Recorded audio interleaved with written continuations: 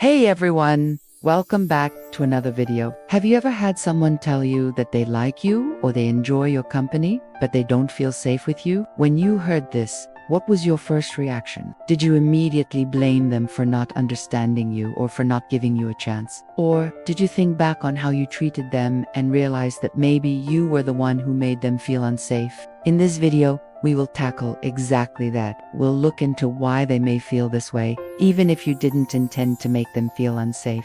If you're ready, let's dive right into it. Number 1, you interrupt them.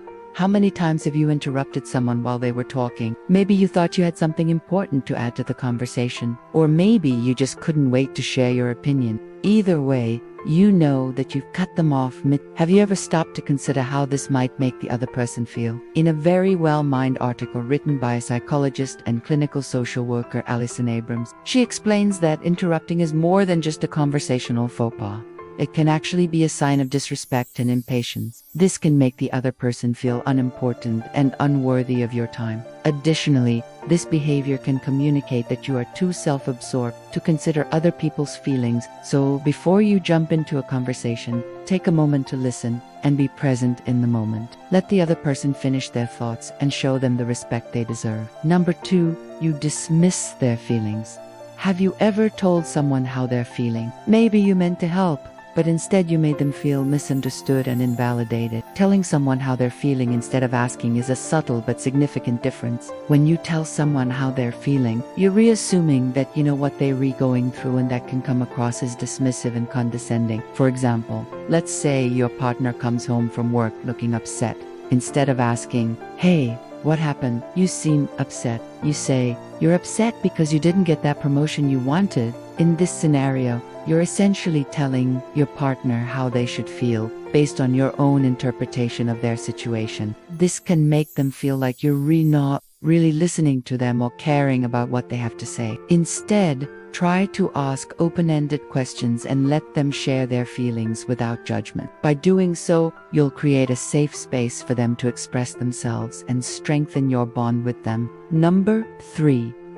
How often do you overshare personal details when you're getting to know someone? Maybe you talk about your past relationships or your childhood trauma. While it may feel good to get these things off your chest, it can be overwhelming and uncomfortable for the other person. When you overshare, you're essentially bombarding the other person with too much information too soon. This can make them feel like they're being suffocated and unable to breathe. It can also make them feel like they do know you well enough to handle that kind of information. When building a relationship with someone new, it's important to take it slow and let the relationship develop naturally. This means waiting until you're both comfortable sharing personal details and keeping the conversation balanced between the two of you. Remember, building trust takes time, so be patient and let the relationship grow at its own pace. Number 4, you're emotionally unavailable. Are you good at expressing your emotions? Being emotionally unavailable can make the people around you feel insecure and unloved. It can also make them feel like they can't trust you or rely on you for support. When you're emotionally unavailable, you may struggle to communicate your needs and wants clearly. This can make it difficult for others to understand you and can lead to misunderstandings and conflicts. Additionally, it can create a sense of uncertainty and instability in the relationship. People may feel like they can't predict how you're going to react or behave, which can make it hard to trust you. To become more emotionally available, it helps to seek professional help. A therapist can help you explore the underlying causes of your emotional unavailability and develop strategies for becoming more open and vulnerable with others. Number 5, your attachment style is making them feel unsafe. Have you ever heard of attachment styles? Our attachment styles are formed in our early childhood experiences, and they can significantly affect our adult relationships. If you have an anxious attachment style, you may tend to be clingy and needy in your relationships. This can make the other person feel smothered and overwhelmed. On the other hand, if you have an avoidant attachment style, you may tend to be emotionally distant and avoidant in your relationships. This can make the other person feel rejected and unwanted. If you have a fearful attachment style, you may tend to be anxious and avoidant at the same time. This can make the other person feel confused and uncertain about the relationship.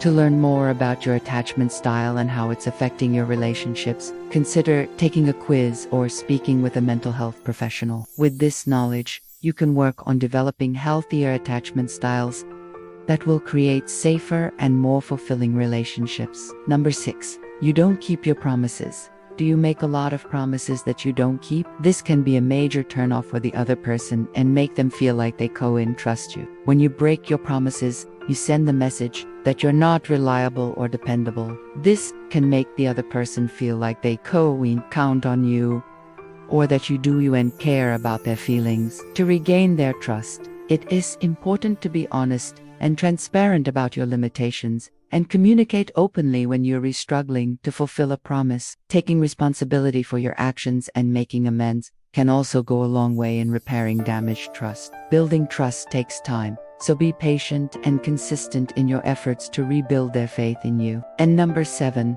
you argue too much.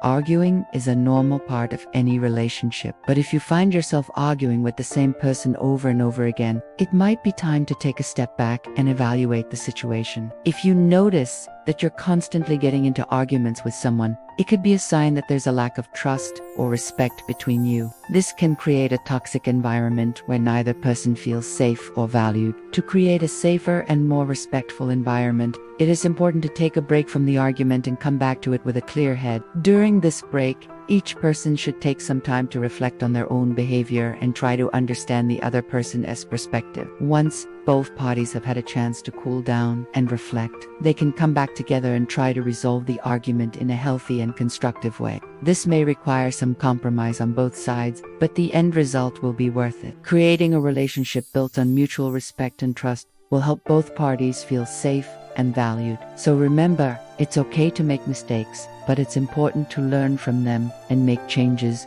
when necessary. The people in your life will appreciate your efforts to create a safer and more loving environment for everyone. If you found this video helpful, please like and share it with your friends and family. And don't forget to subscribe for more insightful mental health content. Thanks for watching, and we'll see you in the next video.